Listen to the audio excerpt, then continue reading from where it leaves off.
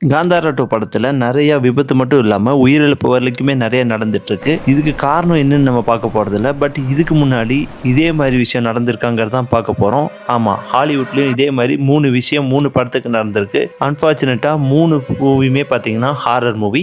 வாங்க அது என்னென்ன மூவி, என்னென்ன நடந்துச்சுன்னு பார்ப்போம். நம்பர் 1 பார்த்தீங்கன்னா த எக்ஸார்சிஸ்ட். 1973ல வந்த இந்த படத்துல ஷூட்டிங் நடக்கும்போதே இந்த ஷூட்டிங்ல நடிச்சவங்களோட க்ளோஸா இருக்கிறவங்கலாம் நெறைய பேர் மாத்தி மாத்தி இறந்துட்டே இருந்திருக்காங்க. அது மட்டும் இல்லாமல் ஒரு நாள் ஃபயர் ஆயிடுச்சு அந்த செட்டு.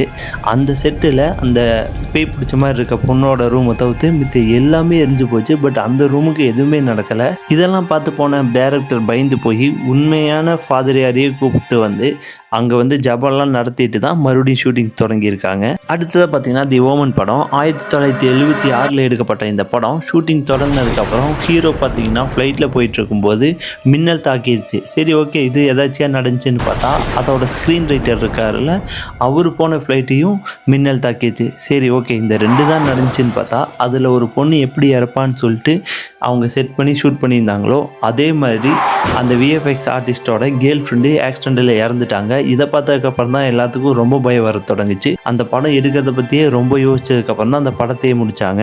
அனபெல் 2024 எடுக்கப்பட்ட படம். இந்த படத்தில் பார்த்தீங்கன்னா டீமனாக நடித்த ஆளுக்கு மேலே லைட்டு 2 டைம் விழுந்திருக்கு ஒரே மாதிரி.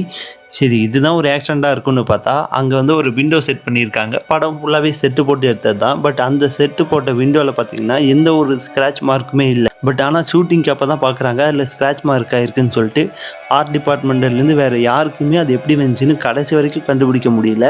இந்த படத்தில் நடித்த ஹீரோயின் பார்த்தீங்கன்னா அந்த ஸ்கிரிப்டை வீட்டுக்கு எடுத்துகிட்டு போகிறக்கே பயந்துருக்காங்க. அந்த அளவுக்கு யாரோ அவங்கள பார்க்குற மாதிரி ரொம்ப ஃபீல் பண்ணியிருந்திருக்காங்க. நீங்கள் என்ன நினைக்கிறீங்க?